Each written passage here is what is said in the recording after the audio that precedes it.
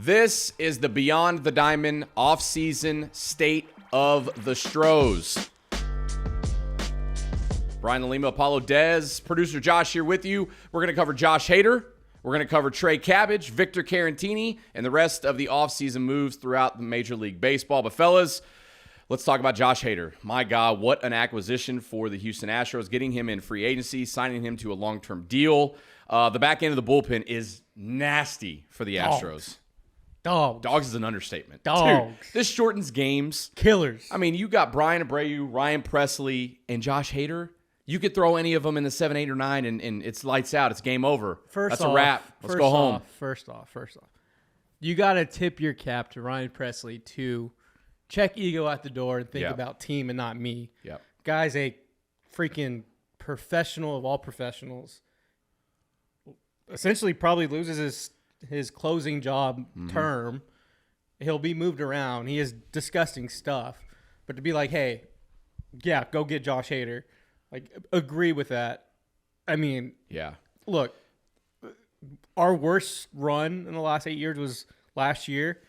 We're reloaded. Like, just when I thought I was out, they bring me back in. Godfather 3 all over again. Like, I feel like we're good to go. I feel like people aren't making a big enough deal about this around the majors. Like, No, Because they're scared. people are acting like the Astros haven't if it was improved. the Yankees, if it was the Dodgers, if it was the Mets, they would be throwing parades for Josh Hader. But the Astros down here, the Astros did it again. Well, I also think that people really think across the league that the window might be closing. They got an aging Justin Verlander. Can Christian Javier figure it out? Can Fromber? You know, they're getting ready to have contracts that are going to expire with Altuve and Bregman. I think there's a lot of talk about maybe it's the Rangers division now. Well, here's Dana Brown, here's Jim Crane, and oh, by the way, let's go get Josh Hader and sign him to, what, a 5-year deal, if I'm not mistaken, 5 right? year. Put some money. 5 Right? 5. Put some money behind it. Puts them above the tax threshold, right? But real quick, when you talk about Ryan Presley, so we got to talk to Dana Brown at FanFest, and he said one of the first things that him and Joe Espada did was call Ryan Presley. So there's one good thing. You call your closer. You call arguably the best closer in postseason history 100%. in Ryan Presley, and you call him and say, hey, man, Him and Rivera. we're about to go get Josh Hader. Just want to keep you in communication. Wherewithal levels 100%. And Communication wherewithal, Yes. baby. That's all you can ask. And Ryan Presley says, whatever it takes to win, I'm in. So there's another good thing. And then, you know, you also have Brian Abreu, who, if we have these stats up here on our board, and he's got some of the nastiest stats, like between the three of them. And he's could be your 7, 8, or 9 guy. I mean, dude, it's just nasty. You shorten games. Oh, this is the recipe of 2022. Games were over in the 6th inning. Right. In 2024, games are now over back in the 6th inning. And if you like what we're talking about or you like Josh Hader, hit that subscribe button. Brian Abreu is a dog. And we've seen him grow up. He was a guy that we've had Strami on the podcast that would rave about, but it was almost like that the young kid of like 5 brothers that you knew this kid was like the most uber talented, but it was just like he's coming. dude. And you know about him and you're just like, and he's not really doing anything, but he's so talented, but he's not working hard. Four spring trainings ago, he showed up overweight, and Strami was like, I'm done with him. I am absolutely, and now he's a dog. They were going to ship him out. They were going to be done with him. There was talks that they didn't even know if he was going to stay in the organization. And now look at him. The dude, look, I'm not a big fan of WAR. Obviously, WAR throughout the world is not good, okay? But we're talking about the statistic here. Wins above replacement, he's got a 3.8 as a relief pitcher. Last 2 years, yeah. That's insane. He's cut down the walk number, right? His Ks are electric. I mean, the one that will always stay with me is the dotted 3-2, 99-mile-per-hour fastball on the black against Stanton. You just give me chills. Oh, my God. Like, that is Brian Abreu. And the more he progresses as a professional, 1, and 2, as he just matures and gets better as a human being going into his prime, like, who else would you rather learn from than Ryan Presley and Josh Hader? Yeah. And now they're all – I mean, this is the AL All-Star bullpen. Yes. Let me ask y'all a question. Yeah. Do you think Joe Espada is the type of manager that in a very close divisional race game, it's the 5th inning, He'll bring Presley. bases loaded. Do you think he brings in any three of those guys in like a fifth inning high leverage situation? 2 of the 3. I don't know about Hader. You don't think he brings it? Haters, I don't know. Haters said his stuff in the past about like, hey, I'm a 3-out guy, I'm a 9th inning guy, but he was just on MLB Network, and it seemed like when he was pressed on those questions, for lack of better words, pressed, he was like, I had to look out for myself and my arm because this next contract's going to change my family's life. Yeah. And you frame it that, and look, these guys are humans, and like he just didn't want to be run down before that next contract's up. And now that he's paid $95 million guaranteed, like that money's that's Josh Hader's money and his family's money. Yeah. Like, is he now more reluctant to throw in the 7th and the 8th? I think yes. I also think that when you come to a new organization and an organization that's literally built to win right now, and the history and the culture that they have in that clubhouse, your mindset shifts a little bit. Now, and he talked about, he said, haven't really been around Ryan Presley, but we've had conversations and I respect the hell out of him. I think now if you're Josh Hader, it's all about winning now. So you might say, Joe Spada, if you need me in the 8th, I'm ready to ride out in the 8th. Let Presley have the 9th. Hot damn, baby. Because another thing that Dana Brown said at FanFest is that it might not always be Josh Hader in the 9th. It might not be Ryan Presley in the 8th. It could be Brian Abreu in the 9th and Ryan Presley in the 8th and a guy like Montero in the 7th and Josh Hader has the night off or whatever. It's all about matchups now. Yeah. And any of those 3 guys, I'm 100% confident in the 9th inning. Like, I mean, you pick your poison at that point. And I think you have this perfect world of having an owner that's spending, knowing the window is open, probably some in-state pressure. Yeah, definitely. Probably some in-city pressure with the brand itself. The Astros brand has been everyone's been wearing it for the last 7-8 years. Yeah. Hey, D'Amico and every the boys on Kirby Drive. Yeah, Great Texans year. are... There's a lot more Texas gears popping around. So as a billionaire, I'm like, hey, maybe I should make a splash move to get some people back on the boat. That's a question we can ask. Yeah. If the Rangers don't win the World Series and aren't like as good as they are right now, and if the Texans aren't as good as they are right now, do they make the move for Hader? I think a lot of things happened with Grayman going down for the year. We'll touch on that. Yeah. I think there's a lot of things, but I think in the back of the head, there's got to be some percentage. I mean, I'm not spending $95 million because someone else is making a move. Yeah. I am spending $95 million to shore up a spot that was kind of decimated to free agency. Yeah, I think they were going to make the move regardless because it was said that they were looking at Josh Hader at the trade deadline. They were looking at a Padres starter and a Padres bullpen guy.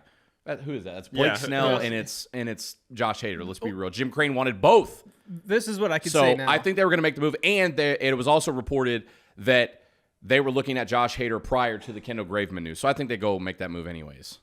I can say this now. He's now an Astro, so I can say it, I guess, technically.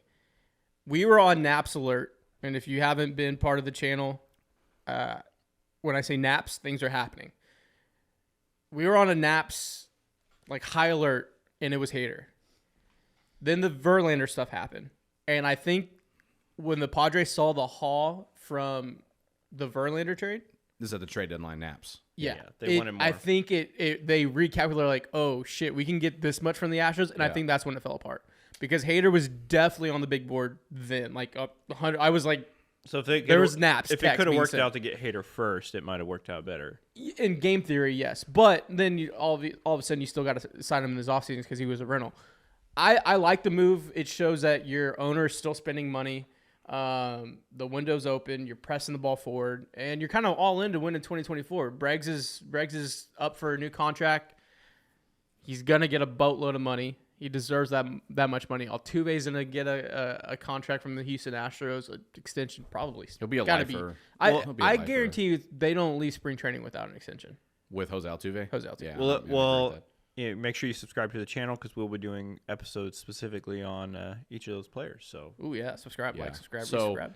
I just think it sends a message on a couple different levels. I think it sends a message to the organization, meaning Jim Crane, to the team. Like, hey, we're in win now mode. The window is still wide open. Yeah. I will spend the money, but I also think it sends a message to the league Astros, we ain't I'm not fucking going leaving. anywhere. We ain't fucking leaving. Yeah, put the We clip ain't in right fucking here. leaving. Yeah, so I think it sends an almost a fuck you. Excuse my language, but I think it sends an fu to. Wait, are we? You can go ahead. Okay, He just cussed like 3 times, and This then is an academy, sports and outdoors, right? Okay, let's cut that. Okay, so good. I can say fuck. All right, just making sure. I just think it sends a big fu to the league. That Did he we're still didn't say fuck? we're still in win now mode. Yeah. So again, for everybody that's like, oh, Jim Crane's cheap. He don't want to spend money. He doesn't want to go over the tax threshold. Blah blah blah. Well, he just sent a ton of money to Josh Hader. And look, I think it shows that he is willing to spend money. And the flip side of it, spending $95 million on a closer that only throws 60 innings a year, kind of tough economically. Fuck that, man. But you're not money. the Pirates, and you're not trying to fill seats. You have a team that was such a sorry Pittsburgh. That was a ricochet shot. Dude, Dude. why are you going to the I'm sorry Pittsburgh. Look, actually, Kansas City Royals. I actually have a direct shot at the Red Sox. The Red Sox owners said full gas. We're gonna go for it. Mm-hmm. Free agency happens. They say, hey, we're probably shedding payroll. And then the ownership group sends $3 billion to the PGA Tour. Yeah, I did see that. Like, yeah, I you did see can't that. tell your fan base, the Red Sox fan base, who very much like the Astros have won a lot in the 2000s and the 2010s. yeah, A lot of Apple Watches and a lot of trash cans, a lot of synergy, right, between Yeah. those two teams. You can't tell that fan base, hey, who actually, when the Yankees are winning, the Rays are winning, the Blue Jays are winning, everyone else is winning moving forward, we're spending money. yeah. And then you're like, we're probably going to shed some payroll. And then send $3 billion to the PGA Tour? Yeah. PJ's trying to. What? Yeah, Can PJ. you imagine if this happened in Houston? Dude, Riots. us three would be Riots. personally Riots. we You'd would have to riot arrest ourselves. me. You'd have to arrest me. That would be what a slap in the face to that fan base. And Boston has some of the best fans or most sports. loyal fans Yeah, in all loyal, of yeah. sports. Yeah, loyal. with the Celtics, with the Red Sox, and with the Lot of freaking anger. Patriots. A lot of anger out there. Anger. Lot of But anger. damn, man. All right, so let's look at a couple other moves. Obviously, Trey Cabbage was traded to the Astros yesterday as we record this on Thursday. And then also during this offseason, they acquired a backup catcher, Victor Caratini, who is getting rave reviews from current players with the Astros right now. So let's start with Trey Cabbage. He can play outfield. rakes. He can play corner outfield and he can play first base. Swings from the left side. He hit 1 home run last year, and I think he had like 60 plate appearances at the big league level. And I believe the home run was against the Astros. He hits tanks, dude. He's a 30-30 guy. He's got like a 28.4 sprint speed. Dude can run like the wind. The only thing that we've talked about already a little bit before we got on camera is the strikeout numbers are just a little bit elevated. Yeah. And our shout out to our guy Ben. Mid-Z. Ben When Mid-Z, when he writes, we read. He's a great baseball mind. He's going to be a GM one day. He loves Trey Cabbage, and he talks about there's a whole thread about what he thinks of him, and he thinks that the strikeout swing and miss is fixable, and he loves the exit velo. And He compared him to Joey Gallo, but with a better contact. to set rate. to set it even more, when Trey Cabbage was put on waivers and DFA'd a week ago, Ben was like, someone needs to take a flyer, and he would love the Astros to take a flyer, and then they did. So maybe Ben is actually, maybe the front office just has his tweets geared up because they jumped right on it. God, dude, he's got a 109.5 average exit velo. You can't teach that, bro. That is insane, dude. You could shore up a hole in a swing. You can't teach 109 exit velo. Yeah, so he had 56 plate appearances at the big league level last year for the Angels. If you just go and watch what he's done in AAA, 30 bombs, stolen bases, 30-30. 30 home runs, 32 stolen bases. It adds depth to the upper minor leagues. If he's there, he's going to get a shot in spring training. Yeah. The only other left-handed first baseman they've got is John Singleton, and he's out of options. So if you were to try to get rid of him, you got to DFA him. So it adds some options for the Astros. At the very worst, he's a bench bat that could could occasionally come up and He's been in the minor leagues for 8 years? I believe he was drafted in 2018. No, that's bad math. He started in 2015. Sorry. Yeah, 2015. Drafted at 2015. He was 18 years old, so a high school draft pick. Yeah, been in the Takes league a while. for. He's been around for a while, so now it's for him. I bet coming into spring training, like it's like now or never. So there's going to be a sense of urgency from him. So that's also a good thing to going in. I think John Singleton will probably have the same kind of mindset. So competitiveness in spring training is what you want, and that's what you're going to get by going and trading for Trey Cabbage. I think it's worth the risk. Yeah. And there's not even much risk. It's just one of those low risk, potentially high reward. Yeah, low risk, high reward for sure. And you got rid of a 22-year-old prospect that was a rookie baller from Cuba, if I'm not mistaken. Carlos Espinoza. He's a good prospect, but we have so much young pitching depth in that age range that it's okay. Yeah, I think it's low risk, high reward for sure. Giving more weapons to Joe Espada in year one is just the best thing to do. Just give him more options, more chess pieces to make moves. I think last year had a really short bench. You think you can extend it? I mean, you have guys that can maybe make the leap this year with Hensley and Jolks, who got pretty strong run, like at bat wise. Yeah. It was a learning curve. So shoring up the bench, just giving him more options, I think is huge. So, I mean, kid rakes. Ben likes him. I like him. Yeah. So that's a perfect segue into our last segment of this episode of Beyond the Diamond. I did not get to make it out to the Houston Sports Awards with you guys. Y'all did a fantastic job, first and foremost. Thank you, man. Nice haircut, Dez, but we can talk about that later if you guys want. No? Okay. But anyway, in all seriousness, you talked to manager Joe Espada. You also talked to the host, Lance McCullers Jr. And I think before we got on camera, you said Lance McCullers had some really good things to say about another new Astro, Victor Caratini. He's going to be in the backup role, the catcher's backup role. So unprompted. Yep. Brought it up. I just asked Lance. I was like, hey, with leadership guys leaving the team, obviously him, Breggs, Altuve, just longer tenure Astros, a lot of that falls on their shoulders. Like, is it all hands on deck? Like, kind of what's kind of going on? And he, obviously, as a pitcher, harps on catchers and being leaders. And he spoke very highly of Yonder Diaz and Victor Caratini. And he just brought up Caratini. He was like, hey, it was a great signing. I think a guy we've talked about on the pod. He knows how to handle his staff. Obviously, it's Yonder Diaz's spot. Yep. But he's gonna obviously need breaks. He can't catch, every single game of the season. So being having a guy like this to lean on, learn from, and just go. I mean, I think it's paramount. And so to hear Lance and some of the other guys be fired up about that, it's awesome. Especially for a guy that probably won't get a lot of run, but when he does get run, it's going to be valuable.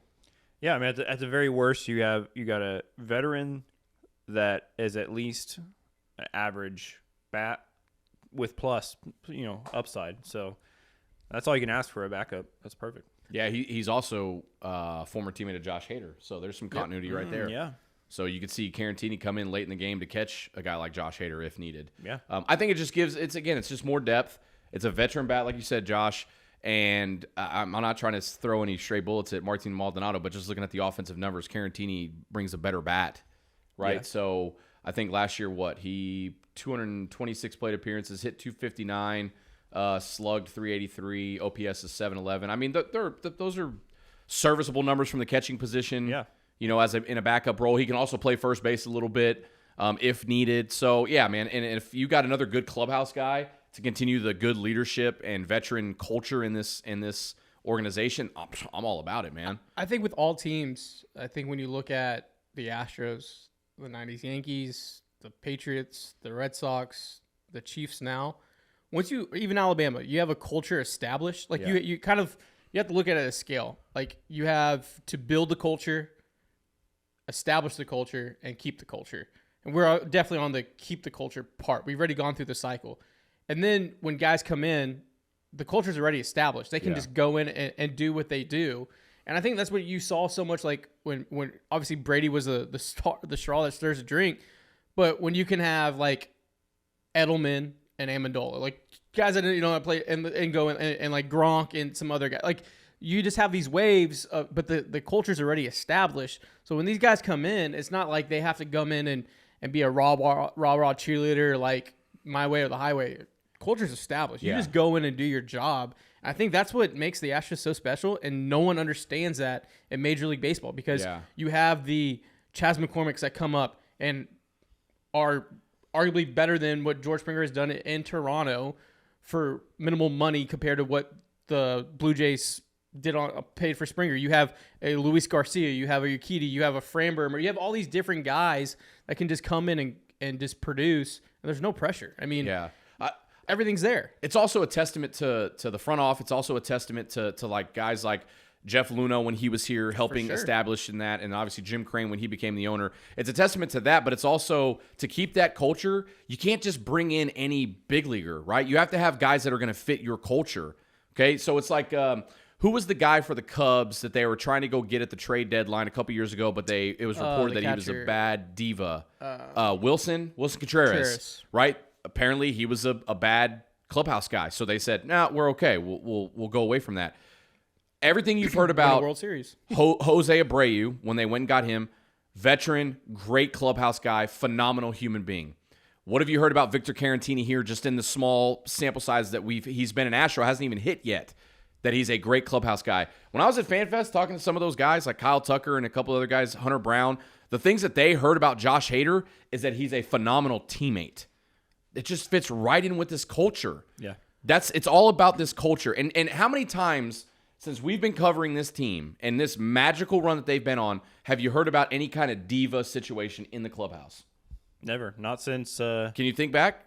Can you think of any kind of situation outside of the Brandon Taubman bullshit? Yeah. I mean, And that wasn't even a player. the only time you ever saw a me over team was Giles punching himself. Right. Yeah. And then what happened to him? No longer around. I mean, think about it. The only thing we heard last year was, why is Martin Maldonado continuing to play? Why is Dusty Baker? That's the only thing you really hear is like roster situations. Outside Twitter stuff, but never like you never hear within the team. Right. Well, within the team, nothing. I think so. It's all about the culture, man. I don't think we're guilty of it. I think everyone in society is guilty of it. That we just see, and it may just be because of where we are in the world with technology and video games and stuff. These guys are humans. And to manage 26 grown men, egos from all over the world. Yeah, literally all over the world, yeah. Different ethnicities, different religions, different mindset, different makeups. One guy signs for $1,000, one guy gets $95 million. Like, they all come from different walks. And to be able to manage that and do it at a high level for this extended period of time. Yeah. Write a book. It's the testament, man. Write a fucking book. Literally. The Astros way. Yeah, it's a testament to the front office and everybody else that's been involved with this organization for this whole magical run. And again, with that move to get Hader, window is still open, boys. We are 13 days away from pitchers and catchers reporting. Yep.